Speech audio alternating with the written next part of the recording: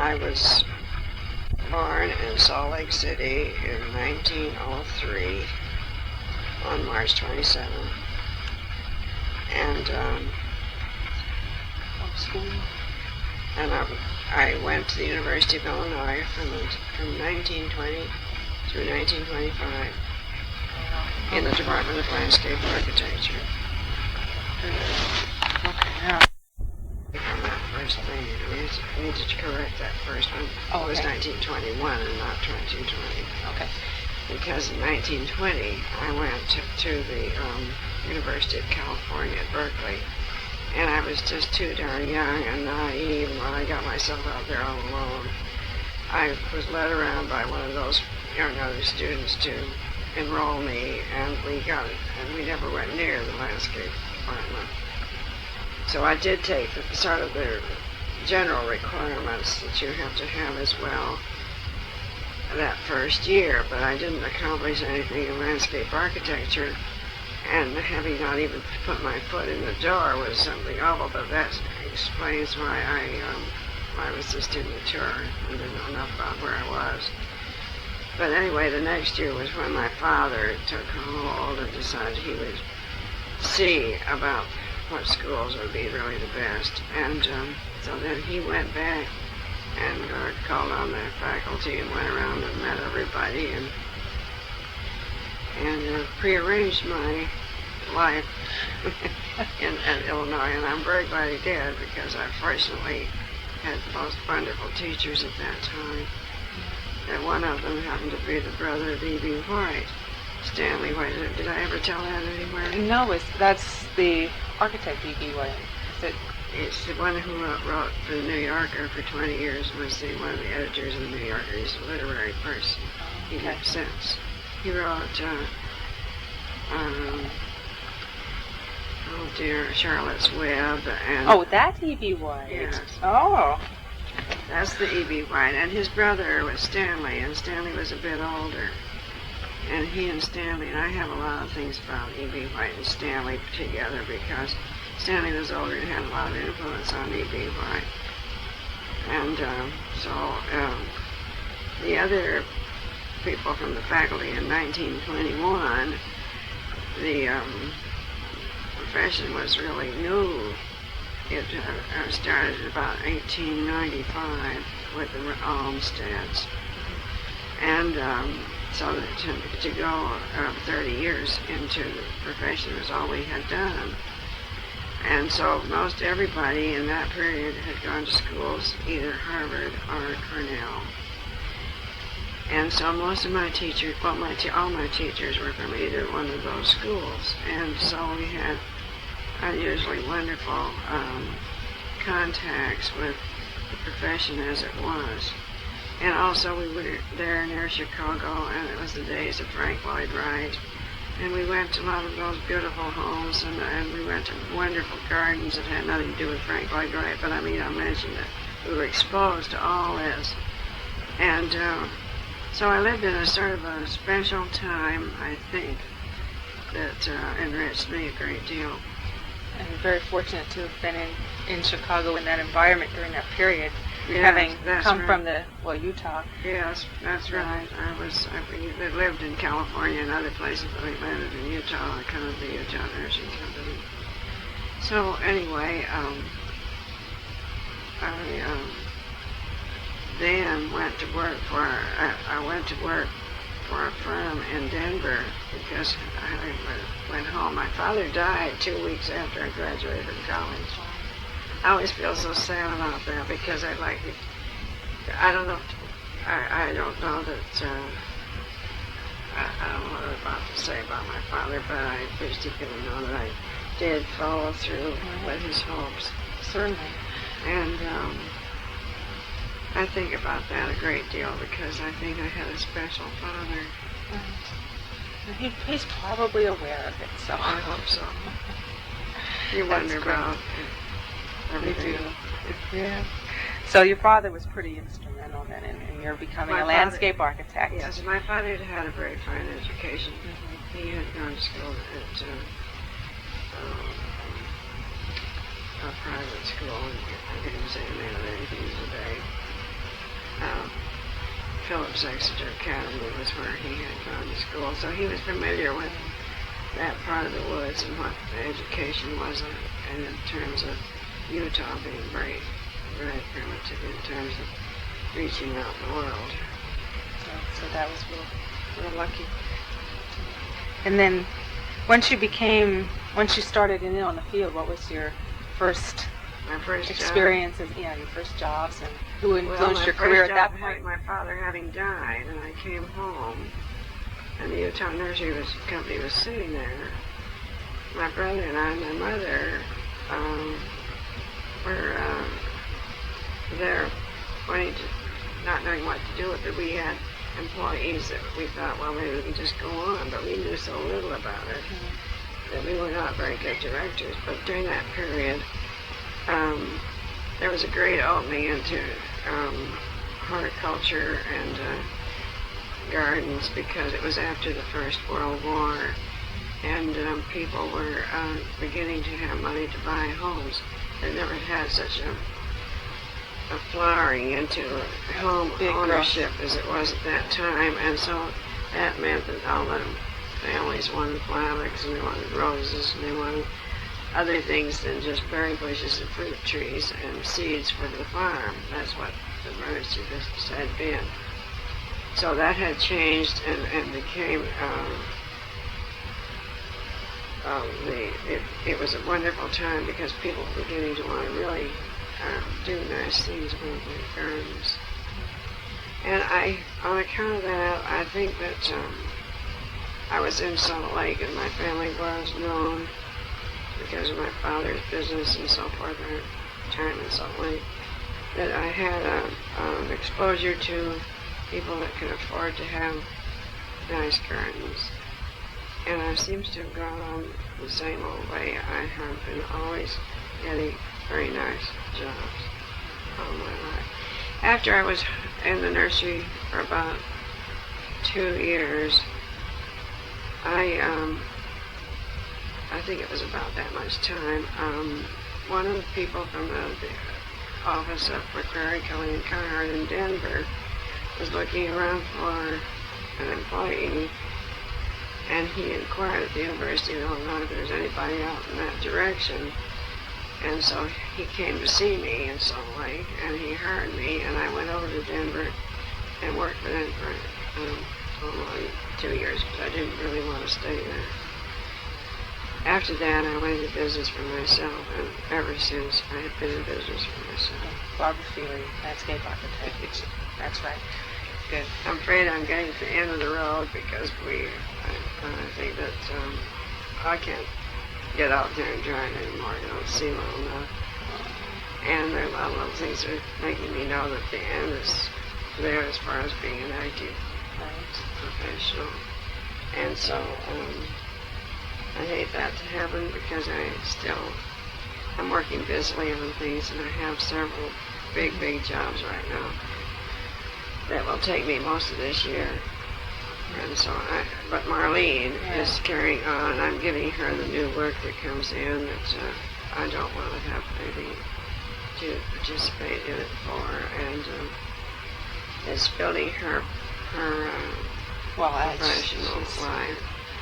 We're fortunate to have joined you when she did, I think. Well, I think it's kind of, and I think Marlene will be very successful.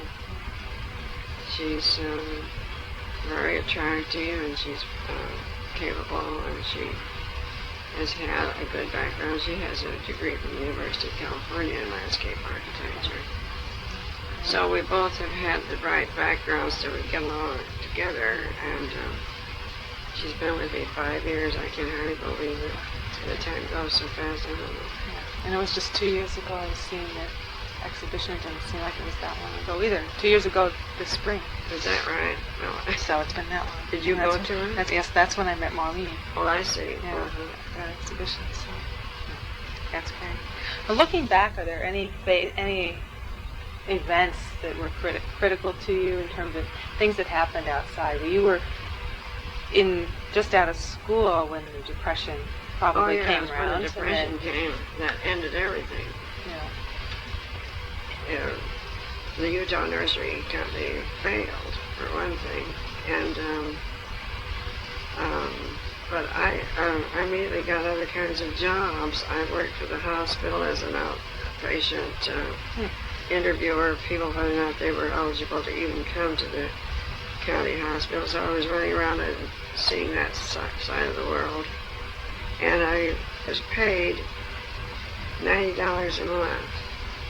And 15 of it came through a fund that admitted people to the county infirmary, as they called it those days. I could admit it, that was all I got for admitting, saying they could go there. And I got $25 in coupons to buy groceries at a certain place.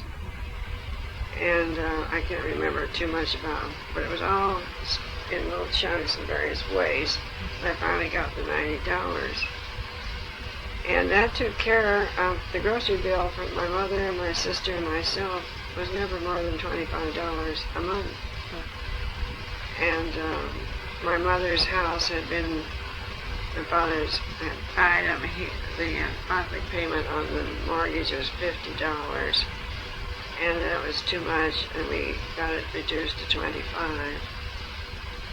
And one day I went out to ask a man who owed us some money to give us some money, and he said, "Get off of my property."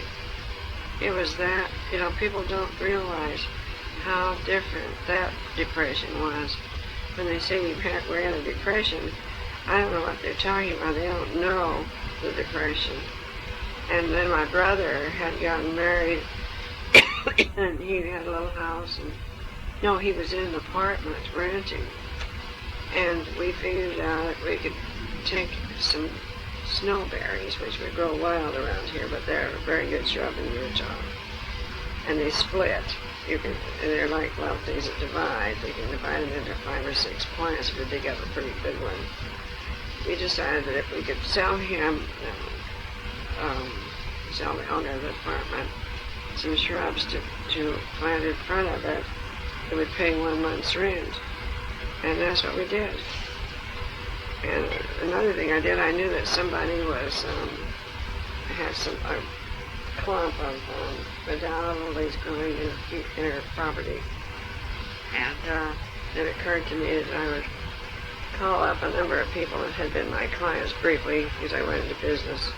When I came back from Colorado, I went into business for myself, and then the depression hit.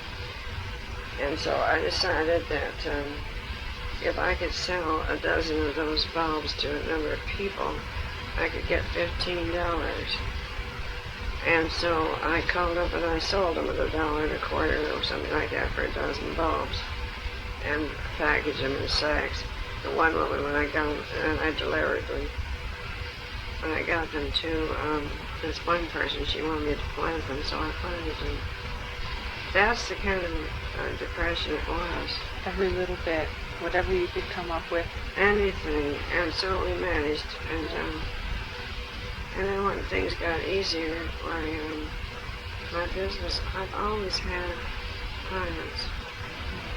That's wonderful. I've always made a living, and I've probably made more than some people would make in an office. Mm-hmm. And so it's been very satisfactory and a very wonderful profession to have chosen. And we make things that make it better. We make it prettier than the client knows how to make it. And so we've given them something that gives them pleasure when they walk around in their gardens. People call me up and talk to me and tell me how happy they are about everything, because they have a new joy that happened to them that would not have happened if they'd gone out there and bought one of each of everything and put it all in the yard. Oh, that's for sure. That's exactly what happened in the house I have on Mount Tabor before we moved in. It has one of everything, and I haven't identified it all yet in the front yard. And people go on, they don't know what to do. They don't just even occur to them to think in terms of what I think is so wrong. is that the schools don't teach art to everybody. Don't teach composition. Don't teach beauty in the visual beauty. There's so many kinds of beauty. No, you're right. And they don't make it part of the everyday They curriculum. don't It's very, understand that if you were playing very the piano and sad. you never played a good tune, Right. that you couldn't stand it, but all the notes are there. That's So if you'd have the harmony and the arrangement and the crescendos and the obligatos and all that, it's no different. I have a friend who's a musician and she doesn't think of anything else. And she's been wanting me to help her. She cannot apply any of that outdoors. It never occurs to her. I did it to her the other day. I said, this is what we're trying to do. We're playing music out here.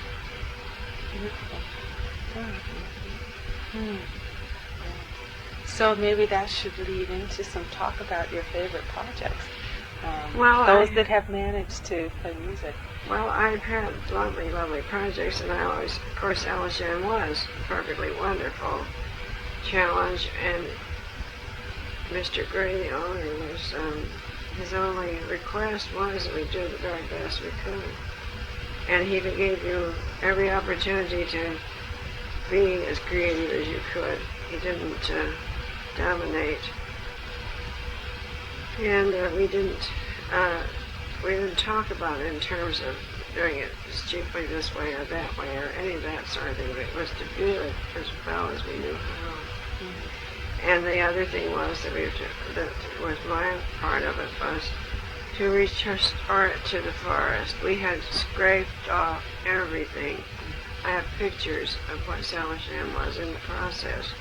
And it's just like all of these jobs that you see after the house is knocked down, soil has been dug up and piled here and there. That was the way it was in the process. And it's always been restored with grading and plant material and rocks and all that kind of thing that was natural down there. To make it come back to be the natural beauty, I think it's been over 25 years, and people still tell me how much more wonderful it is than when it first was. And I know that from the pictures. So it's a very long-sighted art form, isn't it? Yes, and also he not only thought in terms of the landscaping as an art form, but they had a collection of paintings and other art objects installed at the beginning, and they all were from Northwest people. He wanted to represent this region and to make it. And when in the process, the people in Lincoln County, all through Lincoln County, were nervous because the hotels and motels thought they were going to be ruined with this monster that would come in there and take all the business. So the day it opened and they had reservations they couldn't fill, of course, at Salachan. And the whole wayside was filled with reservations, and they've always been doing well since, because Salachan brought everything to that part of the coast. And people who said, well, you'll never be successful because you don't have it on the ocean. He was so wise to put it back there in the woods, because they have the ocean. It's easy to get to. Anyway, and it's pretty rough on the edge of the ocean, the wind and the salt and all that. So it has been a huge success, and that was probably the most,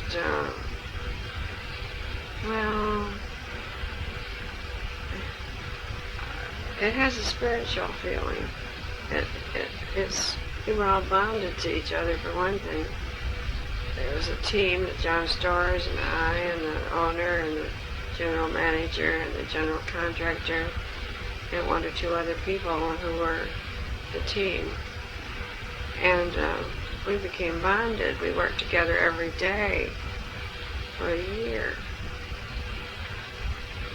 The same dream. The day that was even the last one, and we all finished the same day. And then the other people began coming down, and we just really hated to give this away. It had been something that we had created, and we had to give it away. And it's, as you said, been successful. And there have been 2 or 3 different managers, so they have different values or feelings about it, because only the first one knows what it was. And but they've all been wonderful people. And how often do you get back? Well, I haven't been down there very much this year, but I go. And there are, and in the beginning, they didn't have to search for any employees. Everybody'd been working on the job, wanted to work in the lodge. And so some of them are still there. One of the desk clerks is still there. It's made his life work. Wow. Yeah, 25 years at the desk. Wow. Then I've had that. In town, I did the arts and crafts school, and that's a very special job. I've had a lot of lovely, lovely jobs with individuals, and I've had beautiful homes to do. I have some wonderful ones going right now. So, and I've had small ones as well as big ones, and people say, well, you don't want to ever do a little one anymore because you've done big ones. I don't think that makes any difference. It doesn't make any difference. What is the scale is always changed, is all. This was my favorite on the tour. Oh, yes. Because I have a very small city backyard. And to see what you were able to do in such a small area is so fascinating. Well, the ground down on the outside of this is lower. Right. Have you been there? We took the tour. We saw it. Oh, we walked through it. Right. The gravel kind of path that runs back. Around about this other side, she has a little garden where she grew things. Well, we changed their place completely. It was just magnificent. Yeah, well, this is a nice picture, too. Yeah. It would be hard, wouldn't it, to come up with one, say, example of the residential work you did that kind of is representative or your favorite. Because people are all different, you know. Your friends are all different. You like them for all different reasons, so you can't pick one friend out as the best one. But they're all good for their own purposes. Yeah, well, maybe we'll have to do a little collage of some residential stuff, and then you'll want some pictures. Is that well, no, there's a photographer, an architectural photographer who's going to be. Oh, I'd like to go when he or she, Sally. Well, when she wants to go on that, I'd like to go with her because I'd like to point out what I thought was the important thing. Okay, well, I'll make sure she knows that. In fact, she won't it's go on the record in May, sometime in June. Well, probably for the garden's sake, she'll probably wait till then. I know she's going to start trying sometime in the end of March to get the architectural work done, photography done. And she's also going to be doing portraits of everyone. Oh, is that right? And to be included on the biographical board. Oh, so I see. She'll be contacting you to do that. Well, this is quite an event, isn't it? Well, we're hoping it will be, yes. Well, I participated in one of these a long time ago in all over the state and everything, I think. Yeah, that's what we're hoping to have it travel then for the year following. In fact, it will go to PSU in October, and then from there, they're hoping to send an itinerary. Well, that's good. Well, I was curious to think of them of the ones I'd like to have taken the pictures to. Great. Yeah, let's see. We've done pretty good. You've taken Marlene in as a partner, and well, no, she's not a partner. Well, she's not. She works with me. Works with you. It's a very informal. We call ourselves partners, but it's not officially not partner. Okay. It's not truly. Is that on tape? No. Oh yeah, but that's we can clarify. Well, that. I have to arrange to say this because I felt that I didn't want to make a permanent legal arrangement of that sort, not at that time, and we're both very glad we didn't, because I'm seeing her, I'm not going to be working very much more, and it's making her free, and we don't have any legal problems. But it's been helpful to Marlene to say that we're partners. Right, definitely. It's helped her a great deal in some ways, because my name being bandied around so much is a good name to take along with you. Absolutely. At this point, and of course, it'll soon fade. No, And then she'll be on her own. Yes, but the gardens will last forever. Well, they do if people love them. Yeah. Mine's 40 years old out here. Oh, I see. I saw the front. It's beautiful. That's what I need to. I need to do something in my front. It's terrible. But I think I was starting to. There's a question on here about. Well, I'm not sure. The percentage of women in architectural schools now is very high. And of course, in comparison to what it has been historically in the last 10 years or so, it's almost 50-50, I think, at this point. I'm not sure about landscape architecture. Well, I would say there are quite a few women in landscape architecture. They come up here and see me, some of these groups do, and I have no idea what the enrollment is in that regard, but there are a lot of women in landscape architecture, and in our national magazine I see many articles written by women. That's the latest, is that it? Yeah, that's landscape architecture. Yeah, that's the new one that just came, and I don't know, they often have pictures in there of the various, whether they're talking about certain people or not. Do you think this, the fact that more women are going to be involved professionally in landscape architecture might have any changes in the... Well, I hope,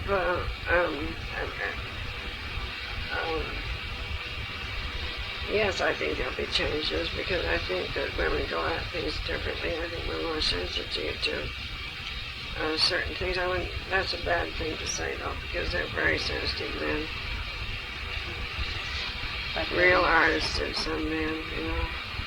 I have a grandson who's right now at the Chicago Art Institute, the museum school, and he is an artist. And he will always be an artist and hopes to be able to feed himself being an artist. And I do think that perhaps we're paying a little more attention to the quality of beauty in the arts now.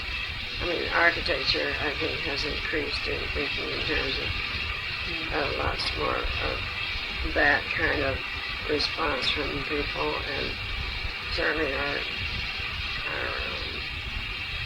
city hall building, I can't even, who knows they're going to fix it.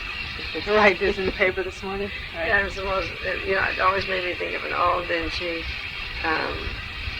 train station. Yeah. Today they said it was like a booking place of a news station. It's a terrible place. I just can never warm up to that building. But men always are able to move in the business world more easily. It does take some training and some talent. Well, it makes a difference. Anyway, I think we're going now. That's good. Well, okay, you have to ask a question. Okay, yeah. Well, we started talking about the women and what effect they might have as they become more involved in landscape architecture as professionals, if that's going to change things. We started to say... Well, I do think that women have reached a point where they're respected as designers, and that men do respect them. And I have lots more contact nowadays with architects. At the very beginning, I have changed the location of the house on a job just recently in the process of this house being designed and been imprinted on the drawing in a certain spot by the architect, and with a circular driveway and all of the things that look like a city street.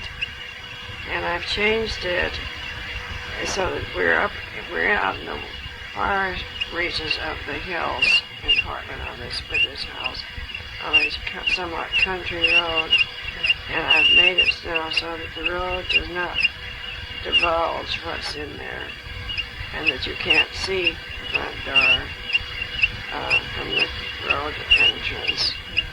And I've swung it so it isn't necessarily parallel to the street, and it isn't just conforming to the 20-foot setback. which sometimes people seem to think that they must land on that line, and it can be far behind and deeper into the property, and it can be at an angle that takes advantage of the sunshine in the right rooms, and it can take advantage of the dark side for other uses. Those are the things that I notice with architects. They get the doors on and they get the driveway in, but that's the end of their thinking in terms of what about the rest of the space. I shouldn't say that is the end or beginning and end of their thinking. I mean that's the beginning and end of the responsibility that they feel. And I mean to not have all these little comments of mine for publication. That's okay. You're not going. How are you going to use that? This goes into the archives for OHS. It's just like it is. Right. Well, I hope that I'm making myself clear that we have not melded the two professions as well as we should, because there is nothing that stands alone. I don't care what it is. There's something else that's standing somewhere near, or something else that's moving in and encroaching in some way. So therefore, a building or a house or any other structure does not stand alone. It connects up with something else. And whatever that kind of space might be, should be as important to the positioning of the original structure from the very beginning of the thinking about the design of the whole use of all of the property involved. And that makes a great deal of difference, and that was what I was mentioning about this house. It's now turned in such a way that they can sit on the front entrance patio in a complete seclusion and on the side of the house, which will be shady in the afternoon, which makes a difference in the summertime. If you don't sit out in the winter, you sit out in the summer, and that's when it gets hot. So it's nice to sit in the shade in the summer afternoon in a convenient spot, and not thinking about that you only have one space that you can go out and sit on anyway, because that makes you have maybe several places. So that a structure that has doors and windows in it connects up on all the sides that it has with all the sides of the adjacent land.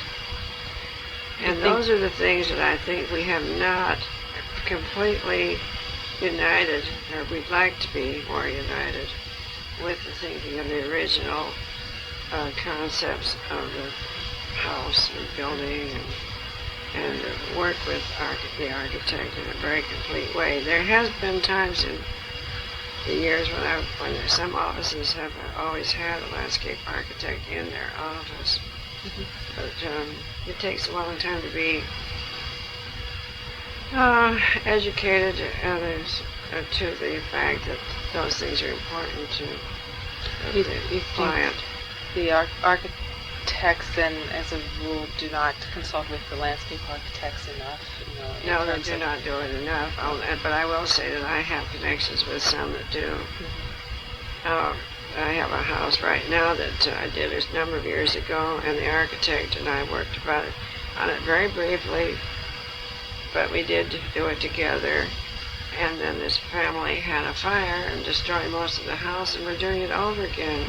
But this time, we're doing it together right from the very minute that it's the owner. We're sitting there talking about how, because they're going to change the house a little bit, the opportunities there now. What can we do with this space, really now?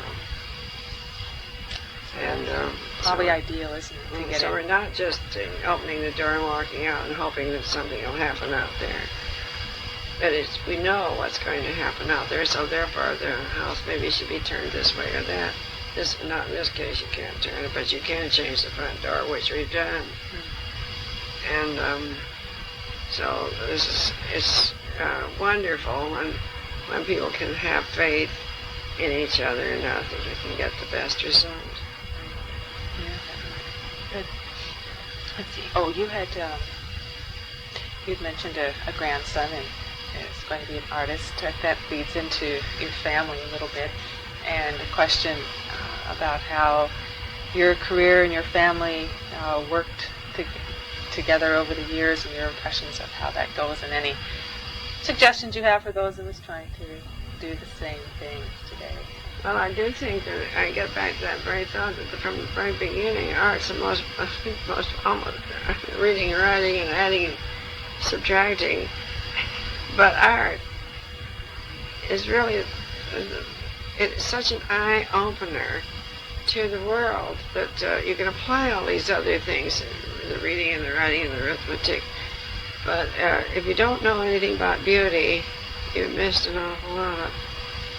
And if you can't, when you're riding down the street and you look at things, you can see good compositions, you can see bad ones, and you can see wonderful things if you open your eyes. I had one job lately that the husband said he didn't care what we did because he was never going to go walking out there. Well, he seemed to think that was awfully smart to say, but he's been sneaking around the corner. He does know what's out there. But she can have everything, he said. She can have anything she wants, but I'm not going to have a thing to do with any of it. Oh, great. But I hear that. That's not uncommon. Yeah. Huh. That's sad. And then I've had one or two clients, another client who said, I just want it to be pretty. I'm not a gardener, and I don't want to work in the garden.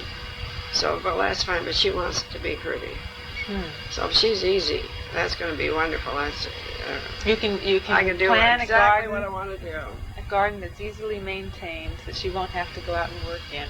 Well, and yet it's going to be pretty. I never allow that sentence to be rest, because there is nothing that doesn't have to be maintained, and I want them to know that. Yeah. I know, it's everybody's dream, right? Have it. Yeah, but there isn't such a thing as no maintenance. We have to wash the dishes.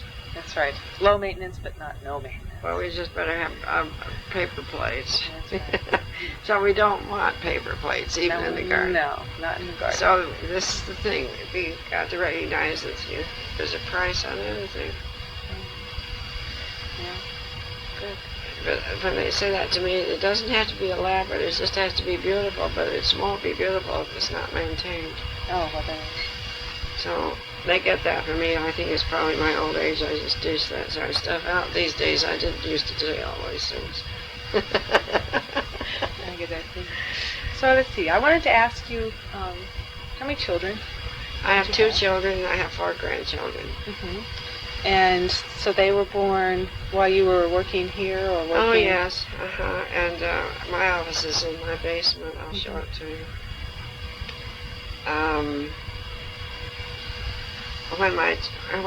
I haven't had the normal life because I don't know what's normal. Maybe I've had a very normal life.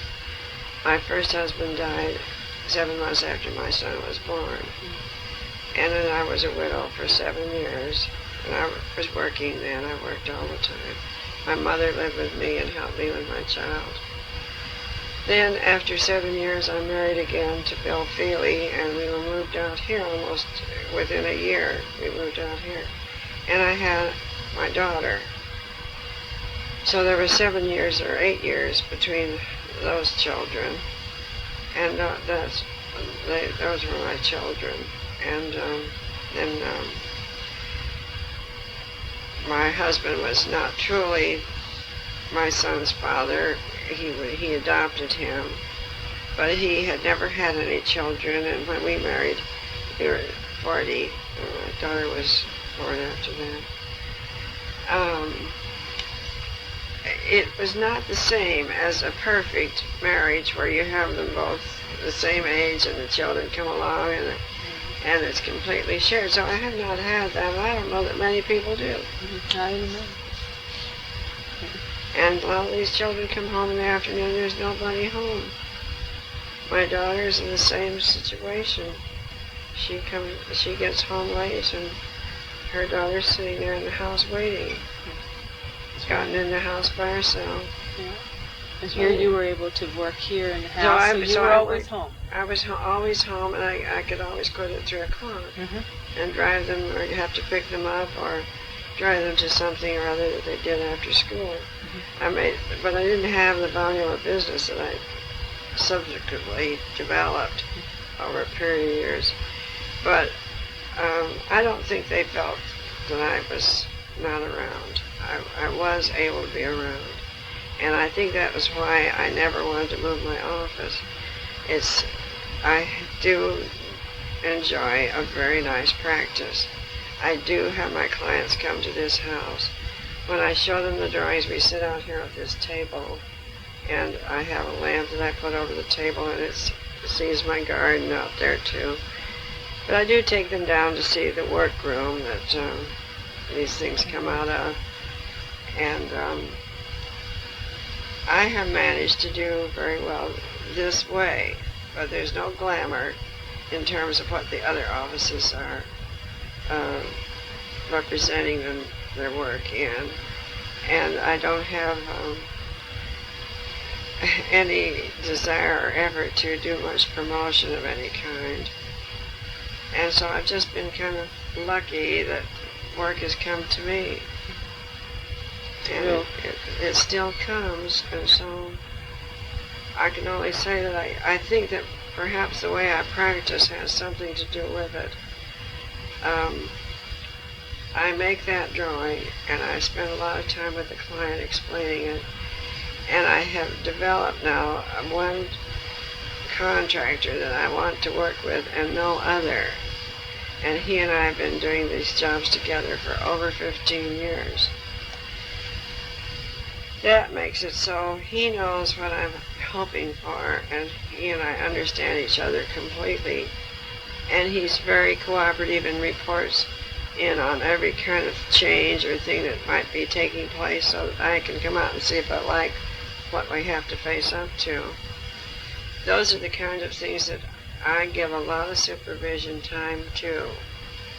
And I make changes on the job so that I don't believe completely in the plan. It's not as inflexible as a building plan has to be. It can have changes without very much trouble. And when you see an opportunity to make it better out there, I do that. I don't think like other offices operate quite as intensely in that direction as I do. I'm not really wanting to say that that's true or not true. I just know that I work myself to death with being sure that when I come away from that job, I like it. Mm-hmm. Well, I think in terms of the artistry, what separates those that I think have earned a very good reputation from those that don't is the sense of that your stamp is on that project. That's right. And if it's not there, then that couldn't have been done by anyone. That's right. And that's not what they came to you for in the first place. They came because they liked Barbara Feahley's stamp. Yeah, that's exactly what's the difference. Right. So, and it's true of anything. It's true of architecture. It's true of an artist's painting. So that's right. Yeah, it has to be identifiable. And any painter makes a change on it. It's constantly evolving. So. But when you get into saws and nails, once your nails, you either have to rip it all out or start over. But and sometimes that happens. I know that I never knew that it did, but I did discover that happens too. Mm-hmm. If you feel strongly enough about it, then mm-hmm. it has to happen. Oh, well, good. So I attach as much time and attention to the construction as I do to the plan. But the plan is the most important thing. And I would say this about the plan: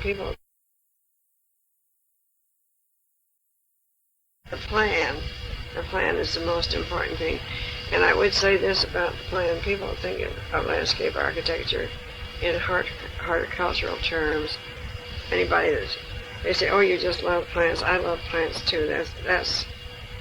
I don't love the plants half as much as I love the anatomy of the divisions of space. When you stamp that on the ground, there's proportion and balance and form in what you're doing in all of those spaces. Then you can use any kind of plant material, any combinations that you want to have that might be different from somebody else, but you still have the stamp on the ground. Mm-hmm. You do have the same circulation system that moves you around in graceful ways. And the space. The controls are on the ground. Right. Mm-hmm. Yep, that's what makes it plants. It's like the walls in the building. That's right. And if they're not changed, but we changed buildings, we changed everything, but those are the controlling features. And Marlene and I were talking about if these people that plant all those petunias in the summertime and get all this splash of color, it doesn't really matter to a lot of people what kind of a space they're occupying, because they're so brilliant that you're just looking at them. But they're all gone when frost comes. They're all gone at certain times, and so there's nothing permanent about the plantings of color as much as there is about the trees and the shrubs that live for 50 or 100 years. Mm-hmm. And of course some herbaceous plants live a long, long time too. But those things are the ones that have to have a permanent lease on the property. And they should be placed in terms of form and function and balance and repetition. Form, balance, repetition, and I can't remember. Oh, look it up. After anything I say, I've forgotten it already.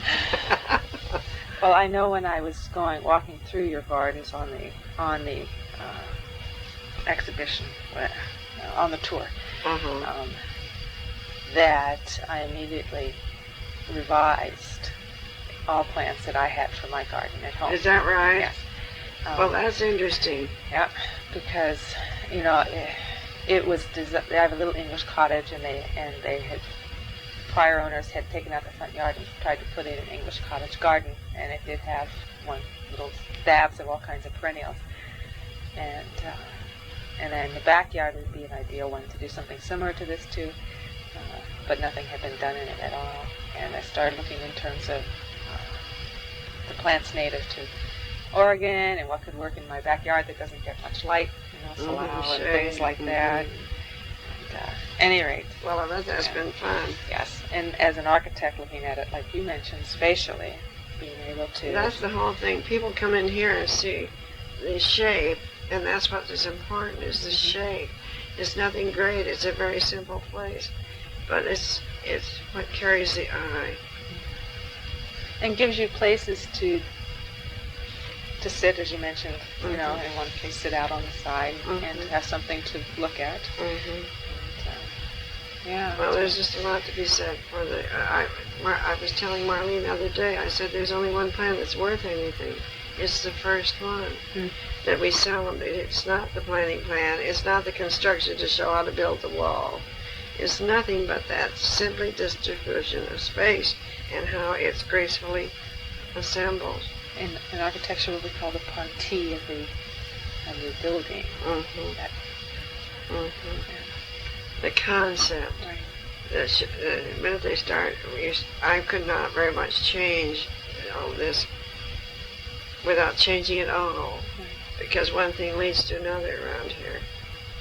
And it's worn out. I've lived here 42 years, and the house is so loaded with everything on this. And I look at this. I have no place to even put these books. Look at that over there. Yeah. And the bookshelves are so crowded, and all of the ledges are loaded. And I acquired that picture as a gift from Richard Muller. Did you ever know him? He was a teacher down at Portland State in art, and I knew him for a long time. He died about 8 or 9 months ago, and he told his wife that he wanted when he was alive, he said he had a painting he wanted to give me. Well, he never got to it, and he died. But I saw her, and she said, Richard wanted you to have this painting, and so last Sunday I got this painting, and I don't know where to put it. I have no wall space. It's a nice place for it right there. I know it. It's just great. But I don't. I'm loaded with stuff in here to the point there's no room for anything. No wall space. Well, you certainly can't move. No, I can't move, and I dread what will happen when they have to dig it out. But, well, how long did it take you to work with your own gardens around the house? Well, my husband and I did a lot of it ourselves the first year, and the first 2 or 3 years, or maybe as long as he was here. No, we kept pushing him back farther to the west for the vegetables. And then when he died, I took part of that vegetable garden, put it on the lawn back there because I couldn't raise vegetables, and I didn't have time to do that. And so I did that, and that gave me another big room that I have that used to have had a few more fruit trees in it, but all that is gone, and also the big firs are commencing to take the sun away. So we planted everything out here, the firs and everything. Oh, everything. So this was a new home when this was 2 years old when we moved into it, and it had really nothing done. And they were going to put the driveway on this side, but they'd never gotten around to it, the people that moved in. So I got the driveway on the right where it belonged, and at least that's about all I got. But there's 20 feet out here. That's where we are. Because this could have been so different. It could have been so different. But here I am. Yeah. And I've been sitting here. My husband died 20 years ago, so to get over losing him and all, I was here, and I kept on staying here. And then I have the office in the basement, so I got over wanting to move. I'll show you. Yeah, let's go see. It's